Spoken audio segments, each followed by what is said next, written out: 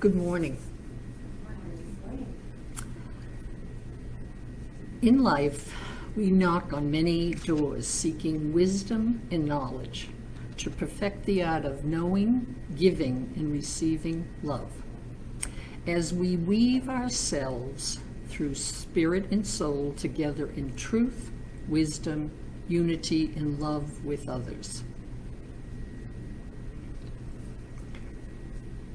Knowing Love is the title that we're going to be looking at this morning. Ask, and it shall be given you. Seek, and ye shall find. Knock, and it shall be opened unto you. For everyone that asketh receiveth, and he that seeketh findeth. And to him that knocketh it shall be opened. That's Matthew 7:7 and 8. Good morning. I am Mary McCormack, and I am here in the name of love. So please rise for our opening hymn, which is Weave by Trent Pomeroy, which will be followed by a prayer of invocation and the Lord's Prayer in unison. Now for our prayer of invocation. Mother, Father, Almighty, loving, infinite Spirit, we ask that individuals throughout our world and beyond open to this incredible divine energy within and around ourselves and our earth. For the divine pattern of perfect, peaceful love is already existed and planted within each of us. For this is who we are. Each of us is evolving into glorious divine love in this life. We knock on many doors seeking wisdom and knowledge to perfect the art of giving and receiving the love that already exists within us. Giving unconditional love to those we meet throughout each and every day is our path. Having unconditional love in all aspects of our life are our stepping stones into divine love. My wish is that we all know the divine love that's within our hearts and our heart's brain through the wisdom and knowledge of our soul and spirit, truly walking the footprints of the Master Teacher Christ. Now let's join together for the Lord's Prayer.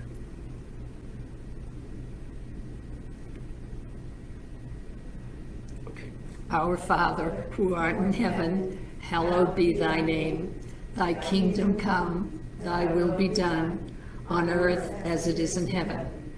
Give us this day our daily bread, and forgive us our trespasses, as we forgive those who trespass against us. And lead us not in temptation, but deliver us from evil. For thine is the kingdom, and the power, and the glory, forever. Amen. So please be seated, and now we will declare our principles as accepted by the United Metaphysical Churches. We believe in God as infinite intelligence. We believe that the phenomena of nature, both physical and spiritual, are the expression of infinite intelligence. We affirm that a correct understanding of such expression and living in accordance therewith constitutes true religion. We believe in personal responsibility and that we create our own happiness or unhappiness as we live in harmony or discord with natural, physical, and spiritual laws. We affirm that the existence and the personal identity of the individual continues after leaving the physical world.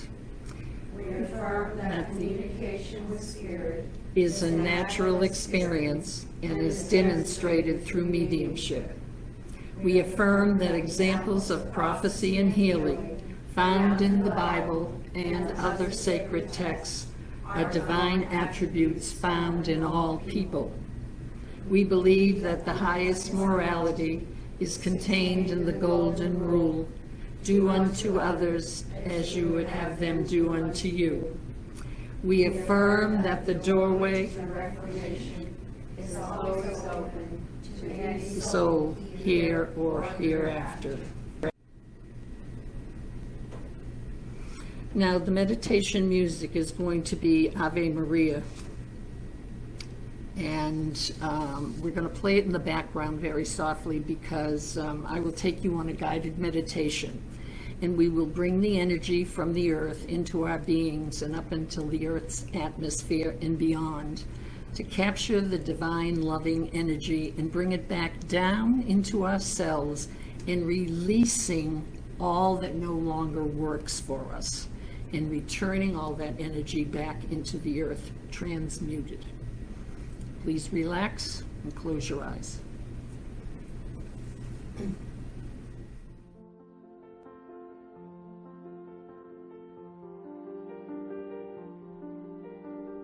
We're going to the center of the earth and we're going to look at this incredible fire that's burning within. And we're going to bring it up through all the levels of the earth. First, we have a crystal cave, and the energy from the center of the earth will swirl around that crystal cave, gathering more energy. Up through the boulders, continue up through the large stones, and through the pebbles.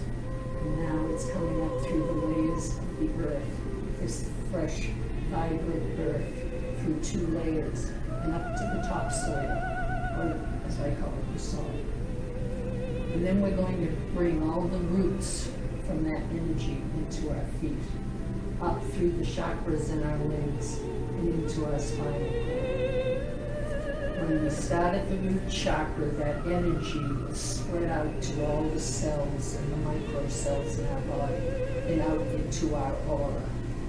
It will then come up to the sacral, and again it will spread from the center of our core through the microcells and all the cells out into our aura, up through the solar plexus.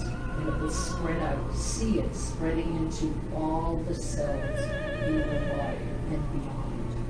Up into the heart. See it spreading that vibrant energy into your loving heart.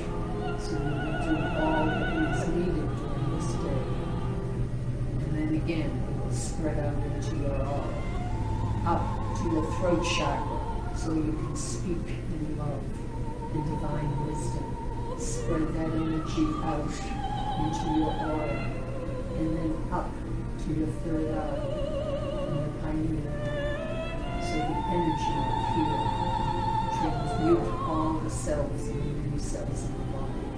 And then it will shoot up to the crown chakra, and that energy again will change the cells and the microcelles of our being, and all the way out into our aura. And then that energy will shoot up as high as you can send it, higher, higher into the atmosphere, out through the galaxies.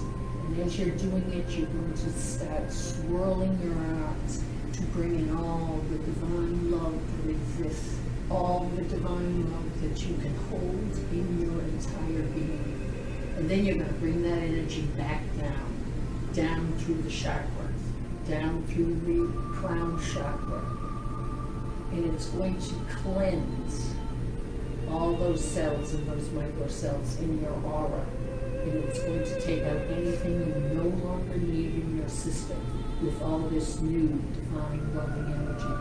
It's going down into your third eye, and it cleanses a magnificent cleansing for you.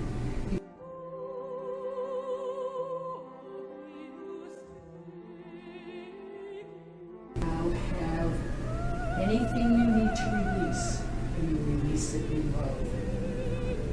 Down into your heart chakra.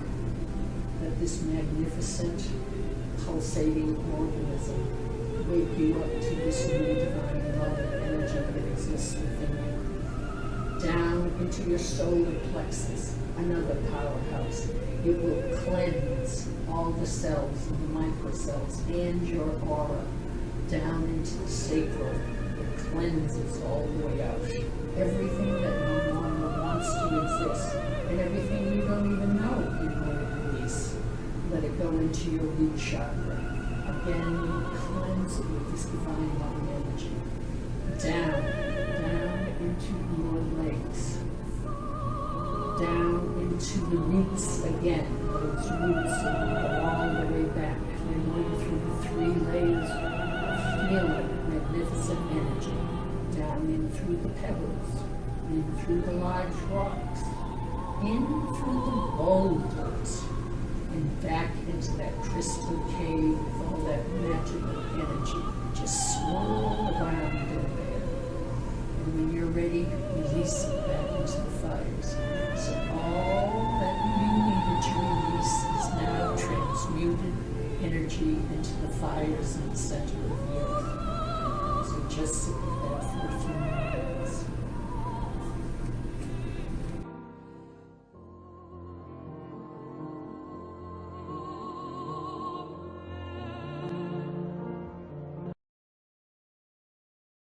Our lecture today, or our message today, is going to be on knowing love.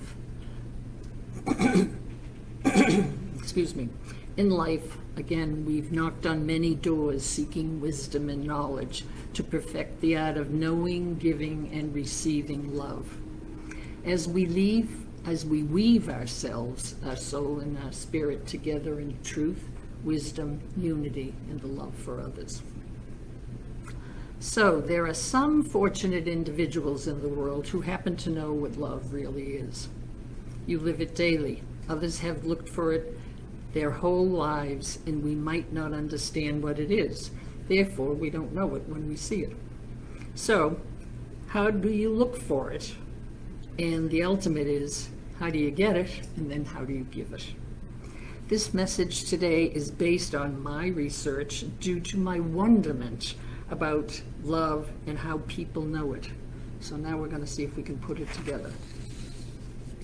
Recently, I bumped into the Greeks and what they had to say about the different kinds of love, as well as a man named Gary Chapman, who wrote the book on the 5 languages of communicating love.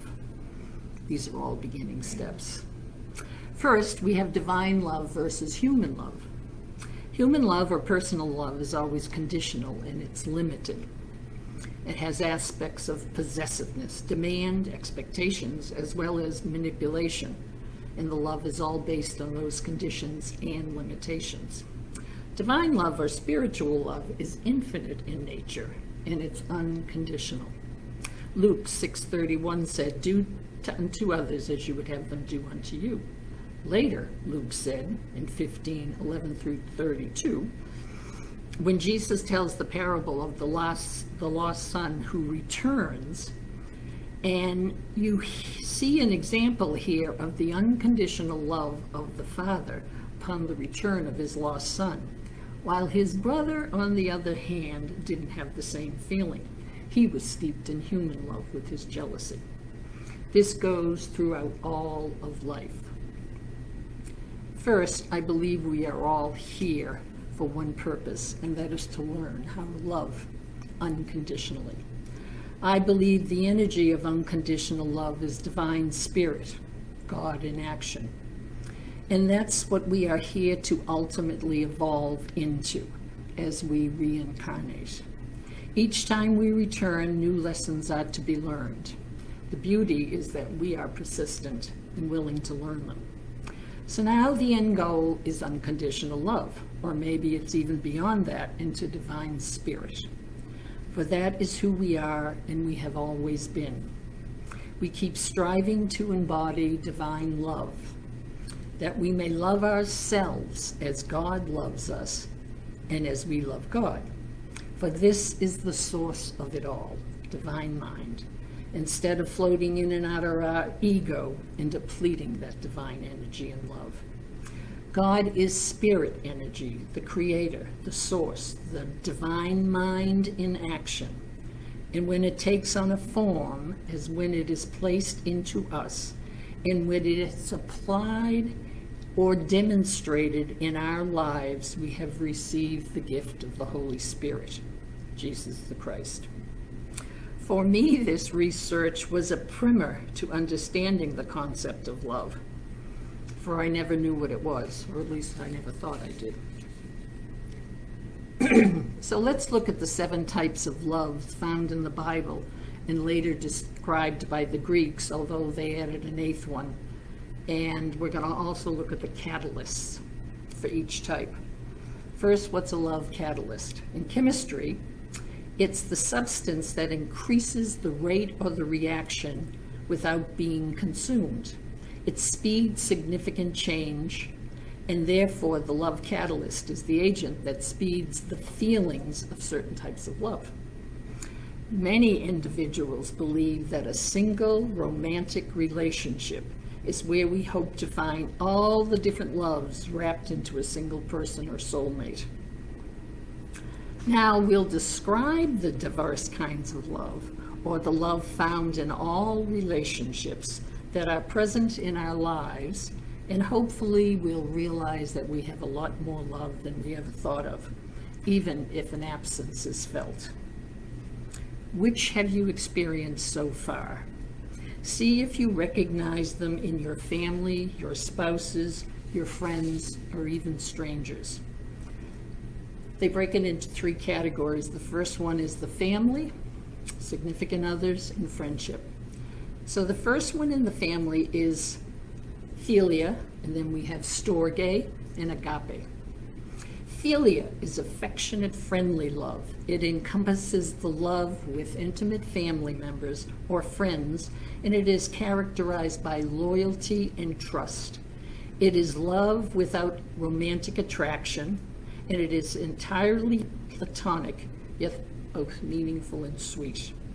It's encouraging and kind. It's kind of a soul-to-soul bond that makes up a true friendship, where you simply want the best for another person as you value and respect who they are.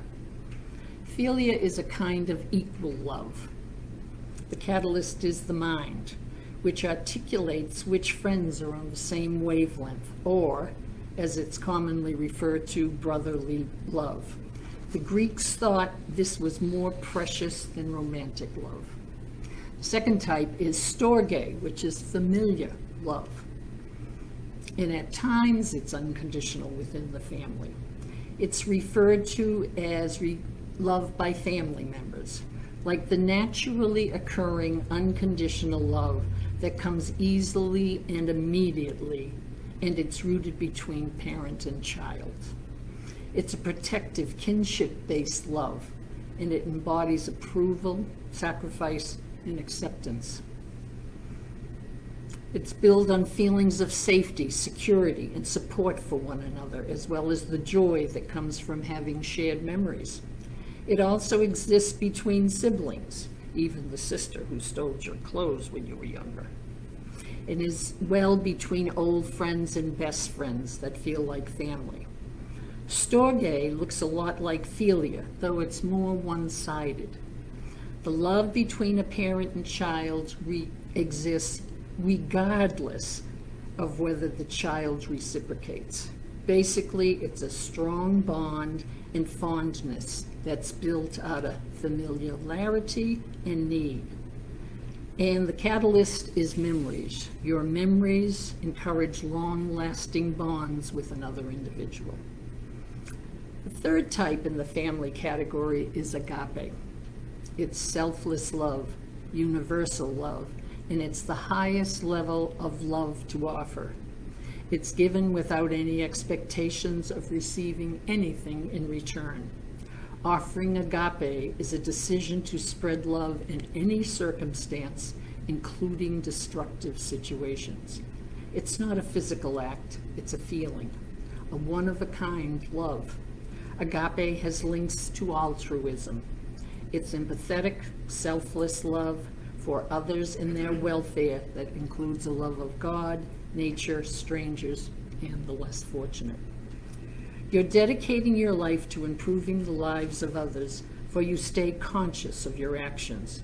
It doesn't depend on familiarity, as does storge, but instead agape is a kind of spiritual love, and it's expressed through meditation, intuition, and spirituality. Christians believe this is the love that Jesus came down to teach us, and he had it for all of mankind. It is sacrificial and quite radical. The Greeks believed that very few people were able to experience it long term. It's a love that expects absolutely nothing in return. And the catalyst is the spirit, for your spirit creates purposes bigger than yourself. It motivates you to pass kindness on to others. The next category is significant others: pragma, eros, and ludus. Pragma is committed, enduring, long-lasting love.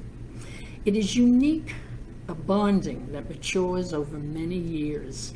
It's an everlasting love between a couple that chooses to put equal effort into their relationship. Commitment and dedication are required to reach pragma. It's a mature, realistic love, and it is commonly found among long-established couples. Pragma is about making compromises to help the relationship work over time and showing patience and tolerance. The psychoanalyst Erich Fromm said, "We expend too much energy on falling in love, and we need to learn how to stand in love." Pragma is precisely about standing in love, making an effort to give love rather just receive it, with a partner you want by your side indefinitely. It's the love that looks long-term. It is built on commitment, endurance, companionship, sharing similar interests and hopes for the future. It includes things like building a family and putting down roots. A lot of people will understand pragma as making it work. This type of love is an accepting, everlasting love that matures as a couple spends years together. When I think of pragma, I think of my parents and all the people who have been married, the couples that have been married for 50 and 60 years, and they're still holding hands. Pragma is beautiful as it represents the constant nurturing that goes into a long-term relationship. It's patient, sacrificial, mature, and honestly, it's quite rare. So it's very special. The catalyst is your subconscious. The subconscious drives partners towards each other. The feelings come unknowingly and they feel purposeful. The next one in the significant other category is eros, which is romantic love, sexual love. It's of the body. Eros is passion, lust, attraction, and everything we think of when we think of the TV version of love. To the ancient Greeks, this physical, desirous love was quite dangerous. As you can probably imagine, the human impulse to procreate is very powerful, and eros is the sort of love that easily loses control. Because it is solely a physical love, it isn't necessarily something that you want to build a relationship on, at least not on its own. Eros is intense and sometimes fleeting. A relationship built on this should also rely on other forms of love to create a firm, solid foundation. Nonetheless, eros still represents the love of intimacy and romance. It's a primal love that comes as a natural instinct, and it illustrates our physical attraction for most people. It's a passionate love displayed through physical affection. It's the desire for somebody else's physical body. The catalyst is hormones. Earlier, I stated that a romantic relationship cannot be sustained on eros alone. Yet a romantic relationship where philia, which is the affectionate, friendly love, is born out of eros, is built to last. Plato believes that it was the best kind of a friendship. The next type of love is ludus. It's a playful love. It's childlike. It's kind of love that's commonly found in the beginning stages of an intimate relationship, like the honeymoon stage. It's a love that consists of teasing and playful motives and laughter between people. It's an easy breezy kind of love. It's flirtatious and it's non-committal, like having a crush on someone, that occurs early in the stages of romance. It's all about having fun. So think whatever that means for you. Flirting, dancing, teasing, no strings attached, and the butterflies in your stomach. This type of love results in relationships that are definitely on a casual level. As long as both parties have the same mindset, these relationships can thrive for years, resulting in a lightweight, undemanding, uncomplicated sort of love. And the catalyst is your emotions. They allow you to feel giddy, excited, interested, involved with another person. The third category of love is friendship. The first one we look at in friendship is called philodia, and that's self-love. It's the first one we look at. The ancient Greeks saw this as a healthy, necessary love of oneself that makes it possible to enhance our wider capacity to give and receive love to others. How are we to love others if we don't know first how to love ourselves? Philodia is much like showing affection and love to other people. You know how to do that. Well, it's important to do it to ourselves. It's a challenging kind of love. The Greeks founded it in belief that we cannot give what we don't have. And they say it's very difficult to pour if our bucket is empty. Self-love begins with acknowledging your responsibility for your own well-being and not ignoring your personal needs. This self-love refers to how a person views themselves and how they feel about their own body and mind. This healthy form of love goes hand in hand with recognizing your self-worth and your confidence in yourself. The modern equivalent would be something like self-esteem, which is necessary for a sense of your purpose in life. The idea that is that if you like yourself, you feel secure within yourself, you will have plenty of love to give to others.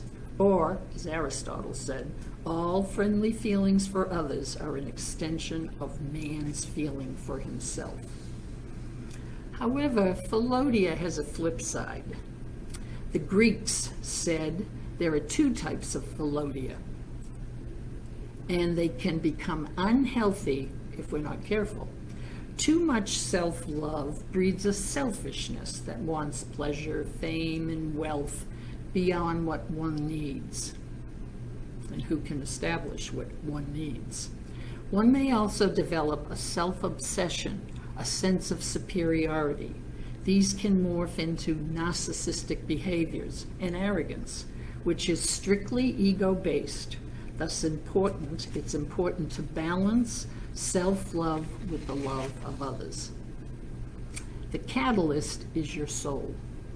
Our soul allows us to reflect on necessary needs as well as the physical, emotion, and mental health, becoming mindful of our own needs, not our wants, where we recognize our self-worth in the accepting of the responsibility to create an environment for nurturing our well-being with healthy habits and not giving them up to others, to please others.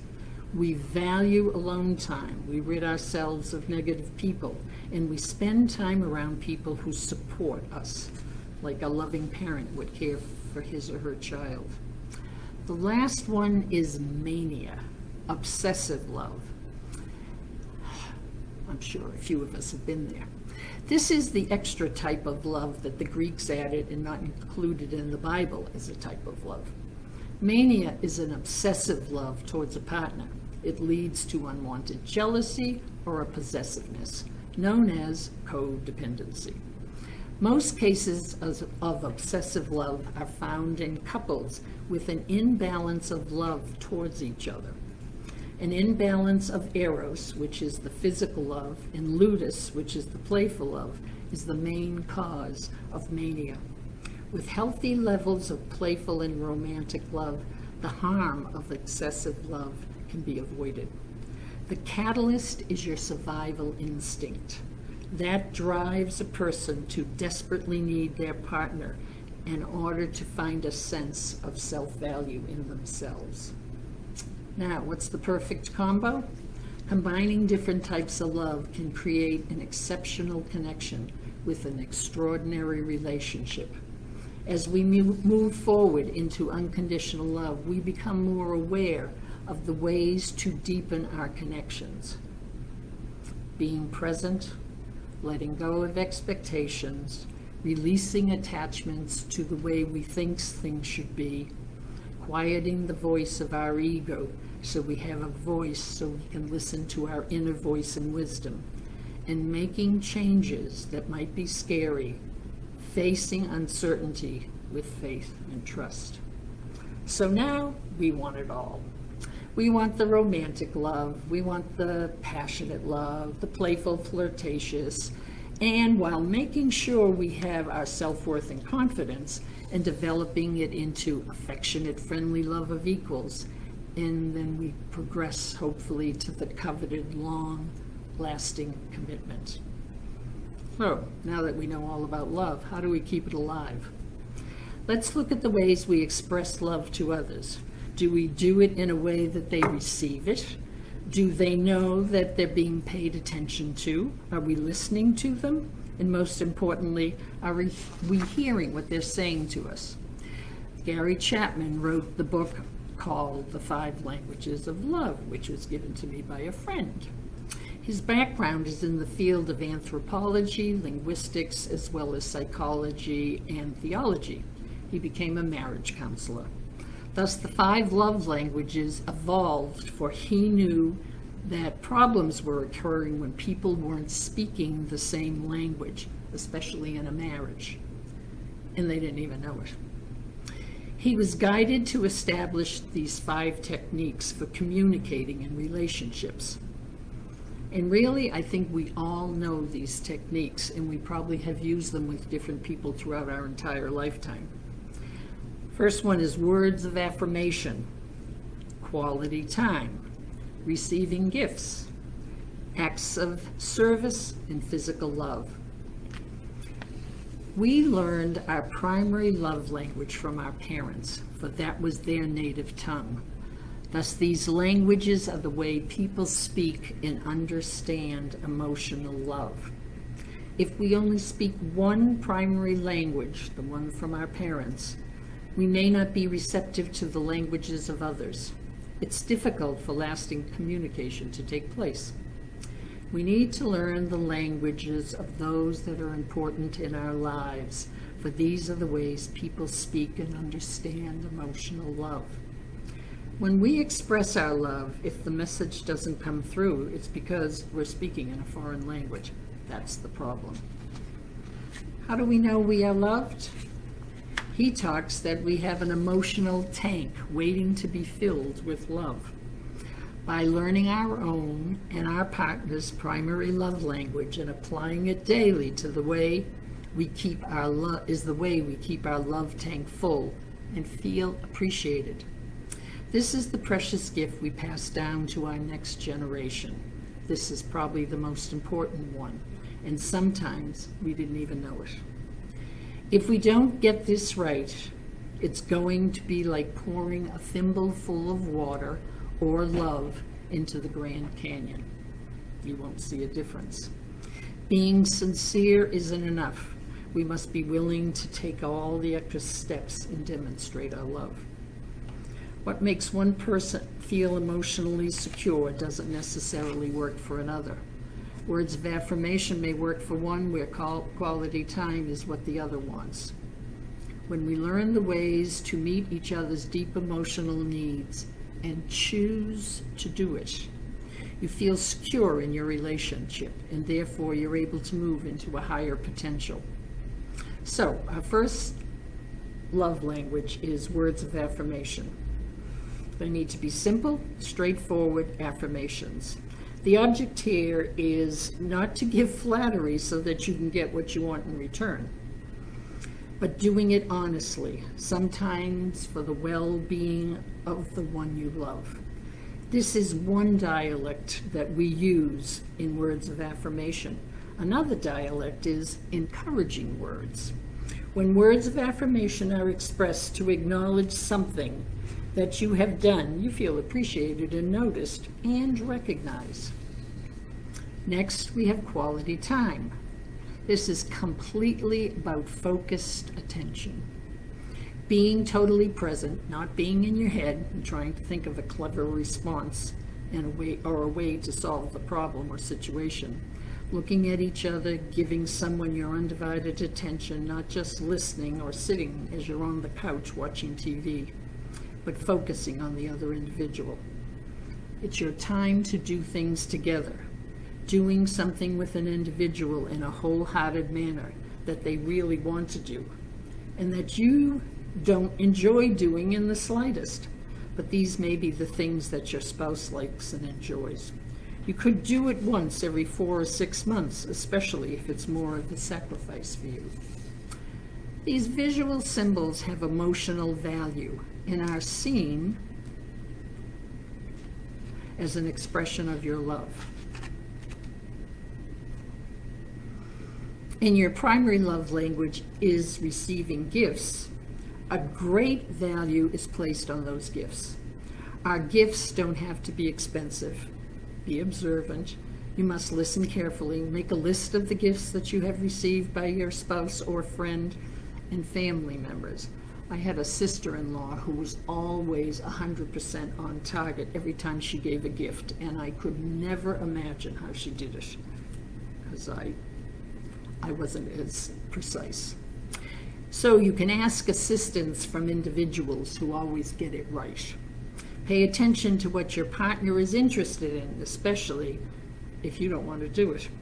That's where the biggest rewards count. If you are a spender and your partner loves receiving gifts, it's the best investment you can ever make. If you are a saver, spending money on gifts may be difficult for you.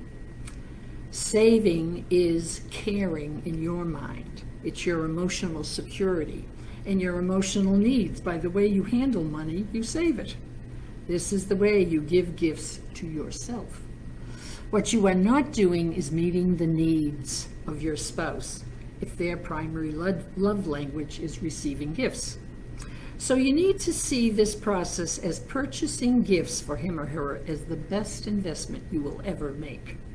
You are investing in your relationship and filling the emotional love tank of your partner. Another dialect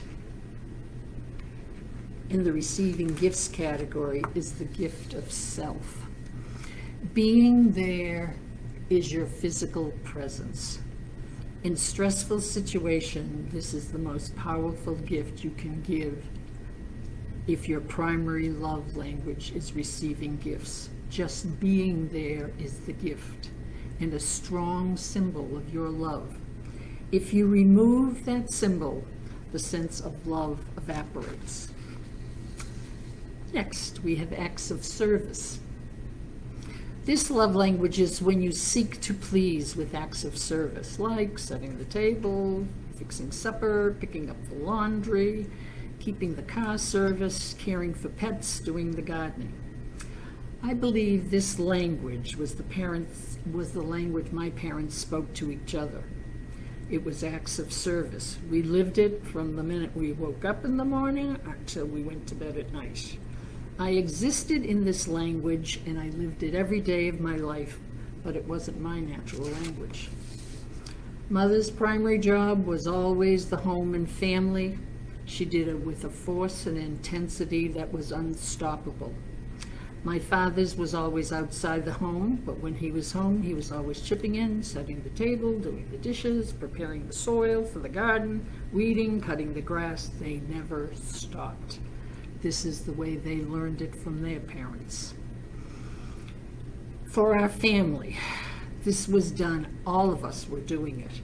Needs were never communicated between my parents. They just knew what to do and knew what needed to be done. Acts of service allowed us to have a physical need, our physical needs met within our family, which was very important to both our parents. Because as a child, we didn't see these chores as acts of love, especially me. Now I am realizing that these acts of love were definitely acts of love for our parents. Yet I wonder if our parents ever knew we were giving back to them in a language that we didn't understand. We didn't understand that they were acts of love on our part. We didn't know what love was. I don't believe we ever knew that it even existed. I think they were acts of love from my parents, for they never demanded or criticized each other. I never heard a harsh word.